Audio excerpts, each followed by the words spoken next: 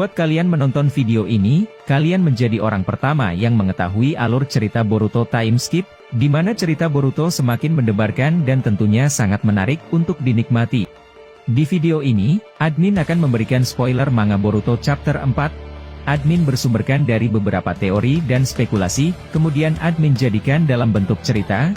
Jika kalian belum menonton video sebelumnya, admin sarankan untuk tonton terlebih dahulu, agar kalian dapat memahami dan menikmati video ini.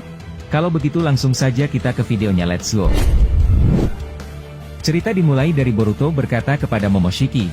Saat itu Boruto berkata, "Cukup Momoshiki, aku rasa kau sudah melebar dari pertanyaanku, jadi aku minta padamu sekarang, langkah apa yang harus kulakukan, agar aku bisa mengetahui lokasi keberadaan dari sisa Otsutsuki lainnya, termasuk mereka berdua."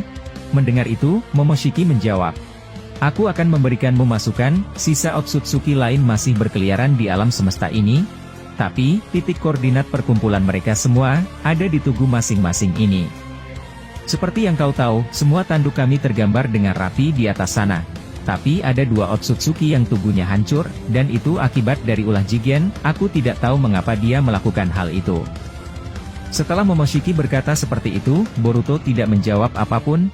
Tiba-tiba di balik monumen tugu Otsutsuki tersebut, mengeluarkan aura cakra berwarna ungu, dan cakra tersebut menuju ke arah Kyuubi yang masih dalam keadaan disegel yang tidak bisa bergerak. Melihat hal itu, Momoshiki berkata kepada Boruto, "Berhati-hatilah Boruto, itu merupakan tanda yang tidak baik untuk kau lihat, kau harus bersiaga sekarang juga, perhatikan sekitarmu mulai dari sekarang." Setelah kumpulan cakra berwarna ungu tersebut keluar dari balik tugu Otsutsuki, gumpalan cakra tersebut menyelimuti tubuh Kyuubi, dan membuat formula cakra segel yang ditanamkan Boruto ke Kyuubi menjadi lepas. Melihat hal itu, Code kembali bertindak dengan cepat, dan dia tiba-tiba pergi menuju ke arah Kyuubi. Saat itu Code muncul dan kembali berdiri di atas Kyuubi. Saat itu Code meletakkan kedua tangannya, dan mengaktifkan karma putih miliknya. Saat itu Code secara perlahan berubah menjadi wujud Intentisa baru, bahkan tampilan tubuhnya mengeluarkan 3 Goududama di belakang bahunya, dan saat itu, Kyuubi secara perlahan masuk ke dalam tubuh Code, seolah-olah karma putih Code menyerap tubuh Kyuubi. Melihat itu, Momoshiki berkata, "Seperti apa yang kukatakan padamu, kau terlalu lama mengambil keputusan untuknya. Mungkin sebelumnya dia terlihat seperti orang yang sudah tidak berdaya, tapi dalam penglihatanku, dia sudah melakukan tindakan bersama Kyuubi, dan inilah rencana yang sedang ia tunggu-tunggu sebelumnya.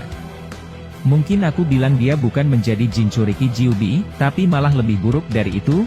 Mungkin kalimat sederhananya seperti aku menyerap Kinshiki Otsutsuki. Saat itu aku bisa menguasai semua kekuatan milik Kinshiki, dan hal itu akan berlaku pada Code. Saat ini kekuatan Kyuubi sudah menyatu dengan tubuhnya, dan dia memiliki kehendak bebas dalam melakukan apapun bersama cakra yang luar biasa itu."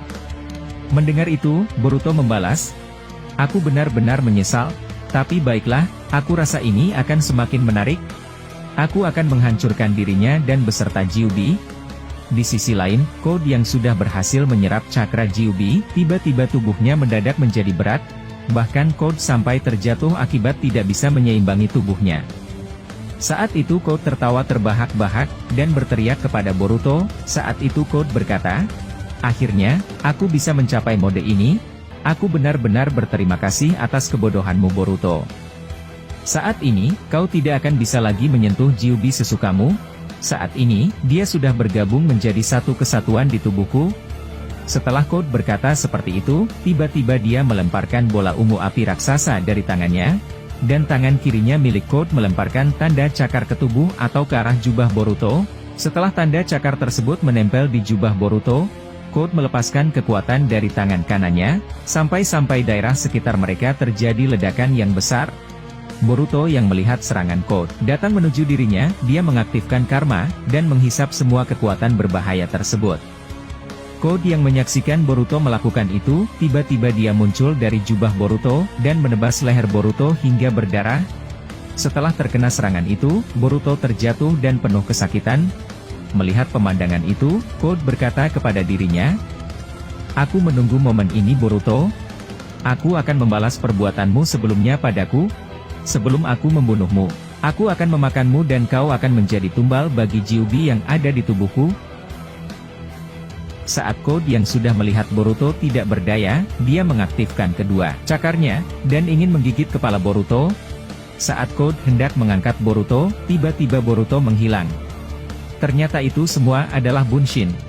Boruto tiba-tiba muncul dari atas monumen Tugu Otsutsuki tersebut dalam posisi duduk, seolah-olah memandang diri Code dari bawah.